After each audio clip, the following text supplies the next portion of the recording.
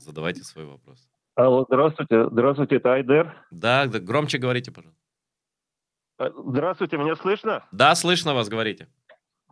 Меня зовут Владимир, я звоню из Подмосковья, населенный пункт Икша. У вас периодически всплывает Здравствуйте, в Владимир. чате. Я Да, ваш давайте не будем тратить время, Да, говорите, что вы хотели сказать. я ваш подписчик.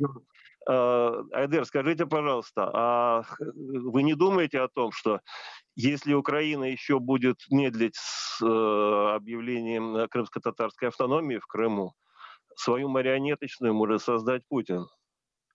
Да, Где-нибудь в Владимир, районе... спасибо за вопрос. Спасибо за вопрос. Очень хороший вопрос. Смотрите, люди, живущие в Рейхе, в русском, люди из Икши, понимают ситуацию в Украине иногда лучше, чем люди, которые живут тут, и включая политиков. Разумеется, такой риск есть. Разумеется, все эти годы оккупационная власть мечтает о том, чтобы создать марионеточный меджлис там, или что-то марионеточное. Э, и вполне, понимаете, режим настолько иезуитский, что они вполне могут и крымстарскую автономию какую-нибудь придумать там. Единственное, что им в этом мешает, переступить через эту свою песню про русский Крым, которую они сами же и придумали, на основании чего они аннексировали нашу родину и законную часть Украины. Вот это им мешает, как бы.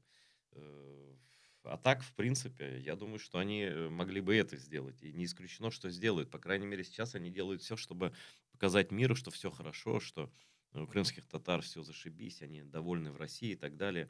Переодевают ряженых русских девочек в крымстарские наряды. Они танцуют там перед Путиным и так далее. Вот, этих самых манкуртов нашли там несколько человек. Но пока у них это не получается в той мере, в которой они хотели. Но то, что они хотят, в этом я ни секунды не сомневаюсь. И вы правильно предостерегаете украинские власти, что если промедлять с признанием коренным народом Украины крымских татар, то может обернуться и такой историей, что Путин ради спасения себя и ухода от санкций и так далее может и на это пойти. Я ничего уже в этой жизни не исключаю.